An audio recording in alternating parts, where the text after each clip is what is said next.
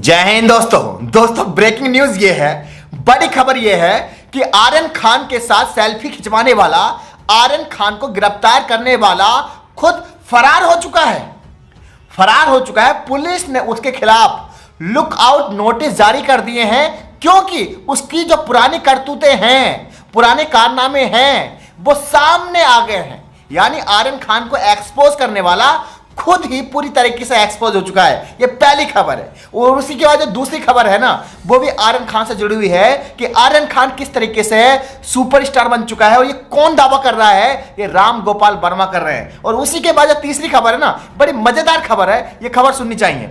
Actual में कांग्रेस के नेताओं ने कमाल कर दिया। कांग्रेस ने एक पोस्टर लगाया और उस पोस्टर में उन्होंने वरुण गांधी का फोटो लगा दिया और ये बताने की कोशिश की कि देखिए वरुण गांधी का कांग्रेस में स्वागत है। अब ये खबर जैसी वरुण गांधी को पता चली तो उन्होंने जो स्टेटमेंट दी है ना, वो ये स्टेटमेंट आपको सुननी चाहिए।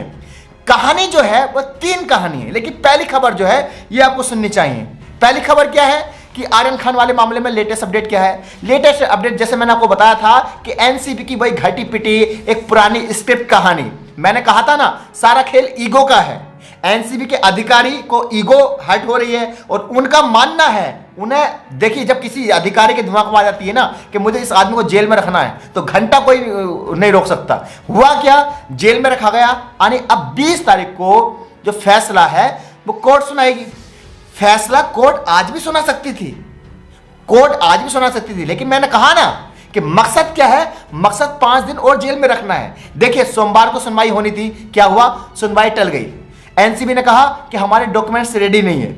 उसके बाद बुधवार को सुनवाई होनी थी, उसके बाद सुनवाई हुई, बुधवार को सुनवाई हुई 3 बजे और 5:45 बजे खत्म हुई। लेकिन आपको पता है जो आर्थर जेल है वो 5:30 बजे बंद हो जाती है, तो अगर उस दिन जमानत मिल भी जाती तो निकलना इतना आसान नहीं था। वो बुधवार से वो बृहस्पतिवार हो गई, यानी आज हो गई। और आज क्या हुआ कि आज फैसला सुना दिया गया, सॉरी फैसला जो है दोनों पक्षों की बात तो सुनी गई, लेकिन फैसला जो है आज ले लिया गया है। लेकिन वो फैसला जो है वो 20 तारीख को सुनाया जाएगा, यानी 5 दिन और जेल में रखा जाएगा। मकसद आप समझ रहे होंगे, तारीख पे तारीख। खैर ये मैंने आपको लेटेस्ट जानकारी दे दी कि जो आर्यन खान है वो 5 दिन जेल में और रहेंगे। लेकिन इससे बड़ी जो खबर है वो जो सुनाने वाला हूं ना, ये सुननी चाहिए। बड़ी खबर क्या है, बड़ी खबर ये है कि आर्यन खान के साथ सेल्फी खिंचवाने वाले, आप देखो ये फोटो बहुत तेजी के साथ वायरल किया गया था, ये जो सेल्फी खिंचवा रहे थे और बीजेपी नेताओं से कितने अच्छे कनेक्शन थे ये तो आपको पता चला। एनसीबी ने आधिकारिक बयान भी दिया था कि एनसीबी से कोई लेना देना नहीं है। अब ये कौन है, इनकी पुरानी जो करतूतें हैं ना वो सामने आ रही है। मामला क्या है, पुलिस ने इनके खिलाफ लुकआउट नोटिस जारी कर दिया है, यानी ये भगोड़े साबित हो गए हैं, ये भाग्य है। पूरी कहानी क्या है, आर्यन खान के साथ सेल्फी लेने वाले किरण गोसावी के खिलाफ लुकआउट नोटिस जारी हुआ है। इन आरोपों में घिरे हैं एनसीबी की तरफ से क्रूज पर की गई छापेमारी में शामिल किरण गोसावी पर 2018 में पुणे में 420 का मामला दर्ज हुआ है, 420 का।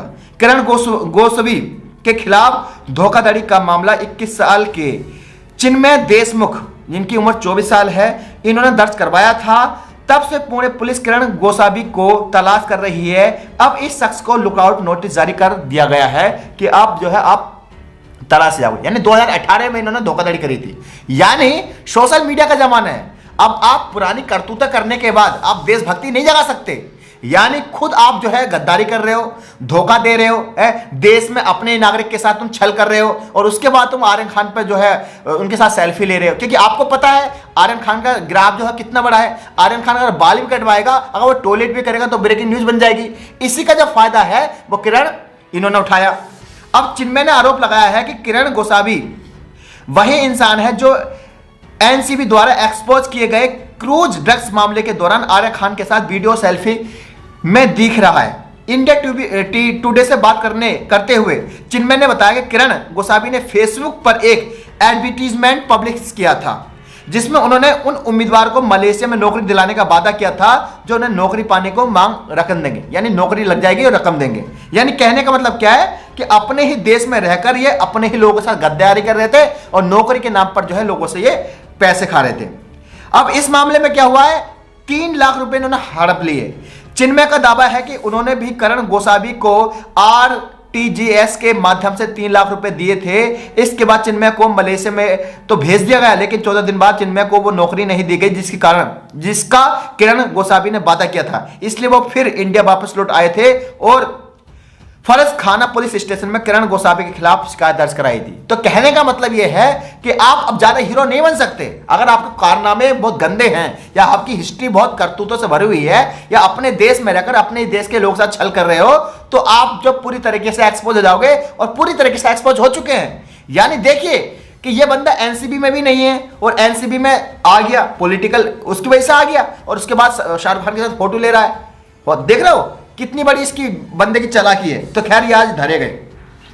अब दोस्तों मैं बताना चाहता हूं कि जो राम गोपाल वर्मा हैं उन्होंने एक स्टेटमेंट जारी की, और स्टेटमेंट किसके बारे में जारी करी? एनसीबी की। उन्होंने कहा कि एनसीबी को भी पता है कि आर्यन खान के खिलाफ कुछ भी नहीं निकलेगा, यानी इस केस में दम ही नहीं है। देखो मैं तो पहले कह दिया था कि जब रजत शर्मा ने इस बात को कह दिया कि इस केस में दम ही नहीं है तो बात खत्म हो गई, क्योंकि रजत शर्मा शाहरुख खान को करीब से जानते हैं और रजत शर्मा को एक जर्नलिज्म का काफी जो है अध्ययन भी है।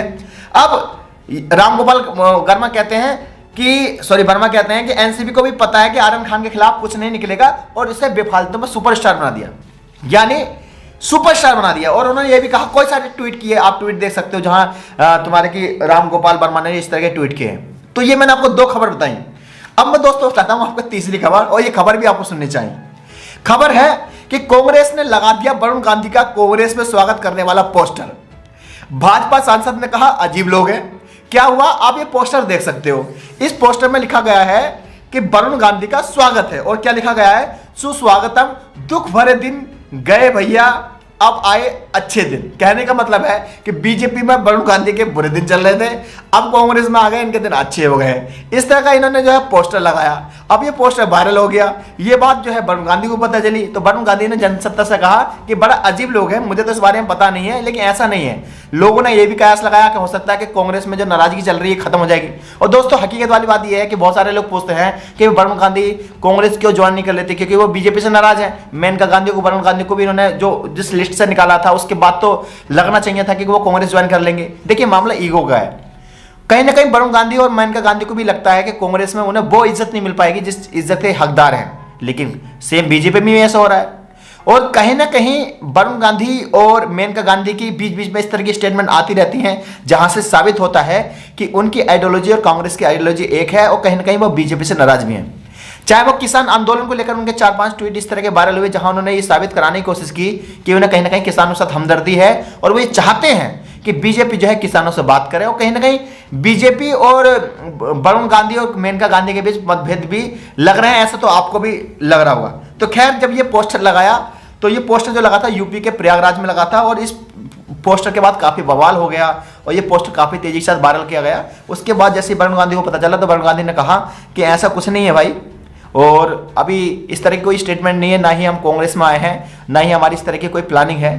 खैर सोशल मीडिया का जमाना है, सूत्र कुछ भी होते हैं, कई बार आपके पास इंफॉर्मेशन बहुत पहले आ जाती है। मुझे उम्मीद है दोस्तों ये सूचना आपको पसंद आई होगी। अगर आपको मेरा काम पसंद आता है तो आप मेरे दूसरे चैनल है अरबाज ब्लॉग्स, उसको सब्सक्राइब कर सकते हैं। साथ ही साथ मेरा एक पेज और है फेसबुक पे, उसको भी आप सब्सक्राइब कर सकते हैं। इंस्टाग्राम पर अगर नहीं है तो आप वहां आ सकते हैं, वहां पर मैं अच्छी अच्छी पोस्ट डालता रहता हूं। अपना ख्याल रखें। जय हिंद, अल्लाह हाफ़िज़।